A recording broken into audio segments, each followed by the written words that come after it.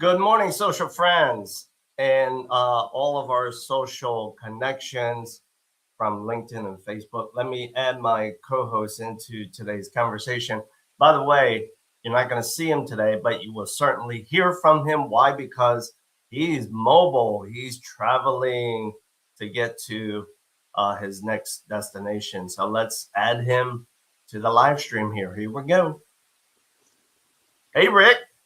Hey, Bill, how's it going? Good. Are you moving fast or kind of normal? I'm it's city of Chicago, so I'm at a red light.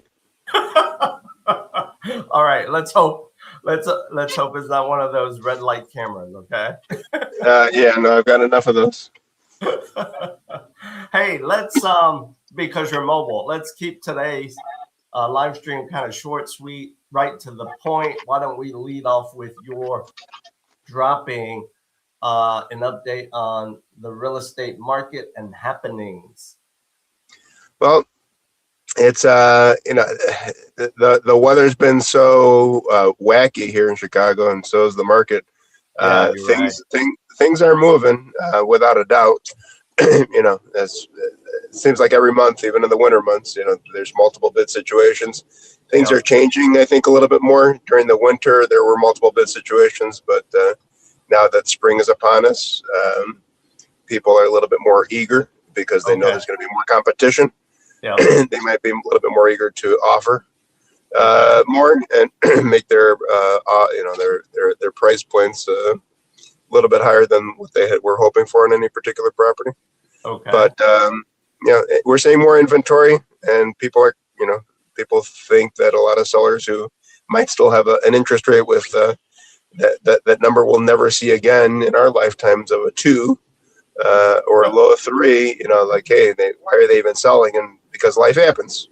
That's right. So we're seeing more, whether it's job relocations, families having to move in with an aging parent, um, kids leaving the house, just people getting married or starting families. It's just life happens, and you need a bigger house, you need a smaller house, you need to live somewhere else. I So hear you. luckily we're seeing more things hitting the market, which is very welcome for the buyers out there. Right. But definitely it becomes a different challenge for this time of year. What are you seeing? What are you advising in those multiple offer situations? So let's start off with what are you seeing when you're representing seller? Multiple offers from buyers. I mean, are buyers going kind of crazy, lifting contingencies, pushing beyond the ask sale price number? Let's start off with that as far as your feedback. I have actually been party to a couple of transactions where, and on both sides, once as a buyer representative, once as a seller, Okay. and where people are just staying put at the asking price, Oh, and okay. then you have to basically choose from the strongest buyer. Okay. Um, and you can advise your buyer clients as much as possible. Say, how much do you want this property? If you really want it, then you might want to consider going over if we are in a multiple bid situation. At least Okay. consider it. If it's Yep. something that I can live without it and I can keep on searching, then just feel comfortable with the offer you put in. And at the end of the day, you're the one paying the mortgage, so you have to be comfortable with the way the numbers are going to look for you Okay. after closing. So you know, define for, define the strongest best offer when you have represented seller. What do you mean by that? Explain. I mean, you're looking at the financial health of the buyer. Yeah. How much are they putting down? Talking with their lender, which you have to ask key questions when you're talking with a lender. Did the buyer just call you up and give you their name and told you how much they're making? Sure. Or did you already do a deep dive? In which having worked with you on several transactions, I love how even though sometimes it may take a little extra time, you get to the point where, hey, Rick, these people are ready to go. You just got to pick a property. We got to make sure it's the right fit, and Right. the numbers are going to work for them. And let's rock and roll. Let's get to the closing table. Okay. Um, Not all lenders are like that.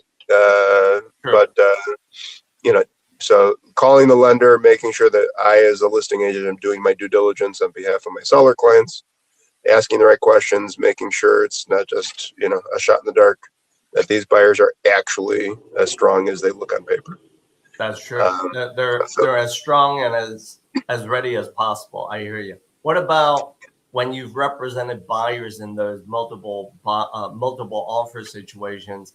Are you seeing buyers? Okay, let's say they're not pushing crazy past the sell and asking price number, but are you seeing them do things like lifting certain contingencies? For example, home inspection and or appraisal, for example. well, I mean, as far as the appraisal, I mean, I believe that's more of a lender's necessity, right? Yeah, I mean, or they call the shot on that. it can be, right. Yeah. I always, no matter how crazy the market is, I would never encourage my buyer client to not do an inspection, Yeah, because I would hope that the sellers would want the same kind of level of respect of just going into a house blind. It's not like a storage wars where you're just bidding on and whatever is there when they open the door is there. yeah, They're going to live there, they're going to rehab it or whatever. That can be a significant difference between hey, this house just needs a new roof, and hey, this house needs a completely new foundation. yeah, So there's always an asterisk to things with all the clauses on the contract, especially like an 8.0 contract that most brokers are using. And I would say that you can go all in and say you're going to buy a house as is, you're going to do an inspection, but not ask for any requests. true. Or if the buyer is knowledgeable enough and they have enough experience, then they can consider and feel comfortable enough waiving the inspection, but that's the buyer's decision. True. And, let's face it, when it comes to attorney review period, things can get a little bit interesting. So Yeah, even though the seller can feel somewhat protected by, hey, you know what, you're buying it as is. You said you're going to do an inspection, but not request anything. It becomes a very tough conversation with the listing agent and the sellers. What's going to happen if we hit the market again? that's Are we going true. to play ball or are we going to take a risk? Yeah, And that depends on, just like with every buyer, every seller is a different situation, and especially every property is a very different situation of how you would advise any individual seller. I hear you. Are you seeing more changes as far as buyers choosing to compensate brokers with their own funds, as opposed to dropping it, moving it into the offer price? Talk to me about that, Rick. So that has come up very few times, luckily, because I would like to imagine that a lot of listing agents are expressing to our seller clients that housing affordability, which I think we'll get into a little Yep. bit more in depth, housing affordability is still very much a challenge. Right. Where besides the down payment, people need closing costs. Right. And then to come up with a broker's commission can be a little difficult for many, especially Yeah. for a first time home buyer. Sure. So sellers, luckily most sellers have been very accommodating and understanding, and hey, I got to move. I want to sell the property. This is what I have to do. Mhm. Hopefully ever since the lawsuits, and obviously it wasn't happening enough before. So listing agents and buyers agents are letting people know that everything's negotiable. And in order for the ecosystem to work well, this is what seems to be favorable for all parties. Yeah. But again, every situation is different. Just because our buyer agency agreement says this percentage or this amount doesn't mean that can't be negotiated. And it as a whole different layer of negotiations. At the end of the day, if everybody was on the up and up and transparent, I do wish we were going on the old system, Mhm. because I've been party of transactions where it's a very emotional process already. It's a very stressful process for many, especially buyers out there today. Mhm. And to have to now not just negotiate a price and negotiate terms, but now you need to negotiate and go to your buyer client and say, hey, you know what, the seller's only going to pay this, but our agreement says this. Do you tarnish the relationship and go after a few bucks? Yeah. Or do you say, hey, you know what, I really want you to get this house. It's an honor to represent you. Without you, I wouldn't be making this commission. Sure. And you let it slide. We all, of course, have to support our households and stuff like that. So we can't work for free because it's not a Yeah. charity. Yeah. But getting paid what you're worth isn't necessarily a number, just a set number in stone. And I think a lot of, I would say it comes more from the trickle down from the big brokerages. Hey, don't negotiate your commission. Don't negotiate your commission. Well, we're here to serve the clients, and every commission is negotiable. Yeah. That's what it says in the laws and code of ethics and stuff. So, Well, sometimes things need to get negotiated. I don't want to work for free, but in order Yeah. to make a deal happen, and that might be just a little bit. I was taught by a lot of old school folks and stuff, being in the industry when I was a teenager. So, yeah.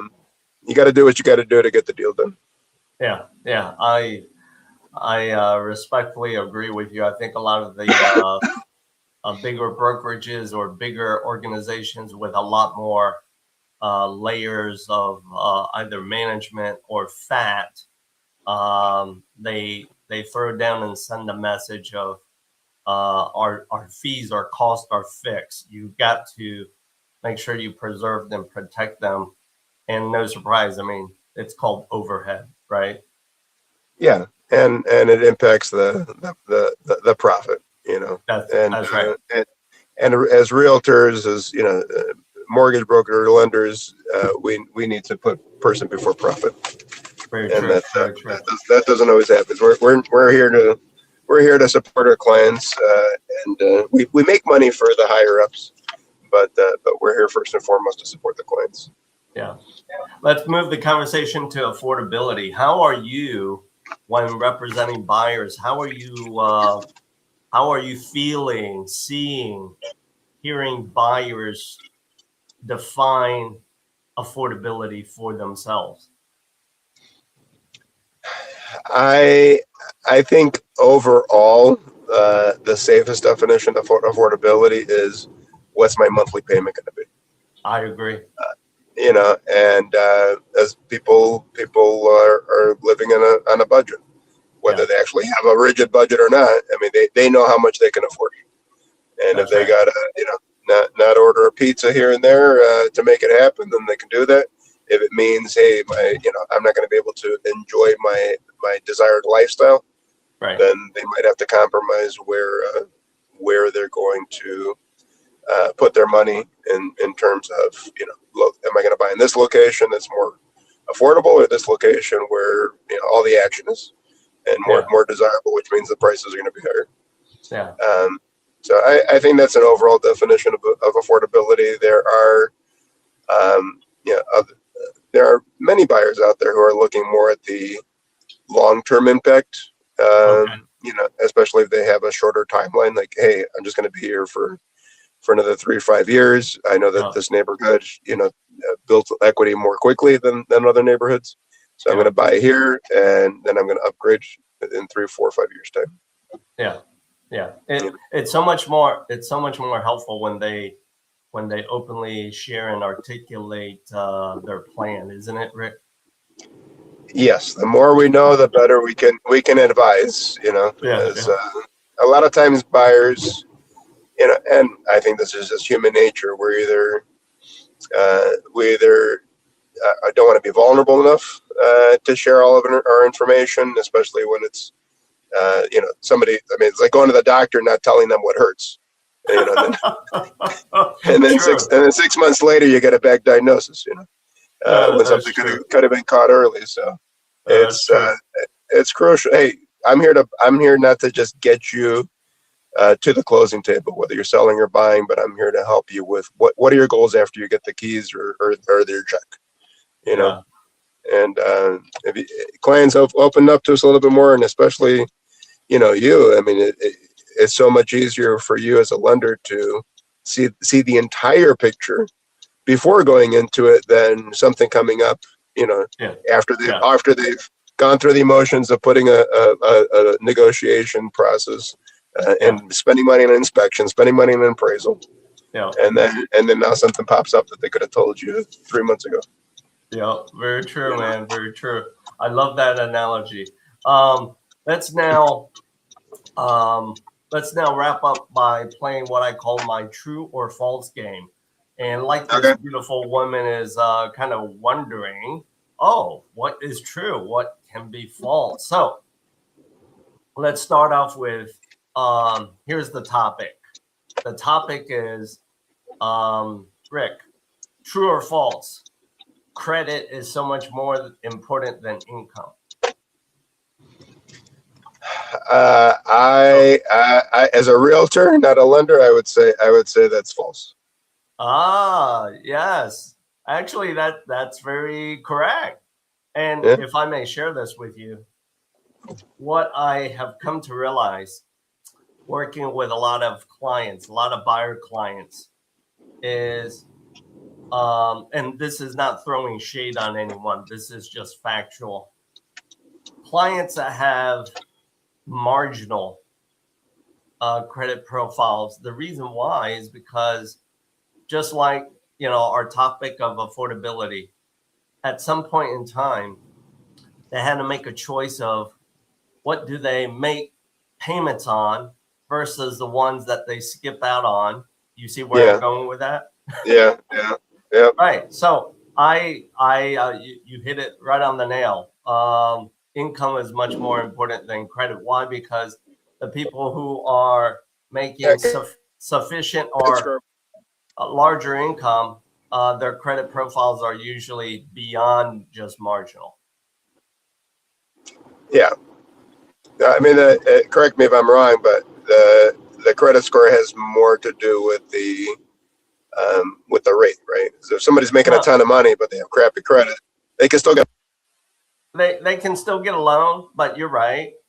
Someone with crappy or marginal credit, they may pay more for the pleasure of borrowing the same money dollar for dollar. But it's also, credit is nothing more than what I call grade, A, B, C, or C minus. Why? Because your grade is basically your business card walking through the door of lenders, whether it be just one lender who's willing to lend to you or many that says, hey, can I trust you? Yeah. Right. All right. Yep. Now, hey, rewind in time. I think maybe 2 or 3 years ago, because I know you also help renters find new places to rent. Is this still true right now? Which is landlords are asking renters to show, 2.5, 3 times income of rent? Typically, yes, that's still what I find in my experience, and the difference goes based on what utilities are included. If somebody's got to pay everything but the water, then they want to see that they make enough to live comfortably. All right. Everybody knows utilities go up; they don't go down. Utilities have gone up, especially the cost of heating and water, even in some cases. Yeah.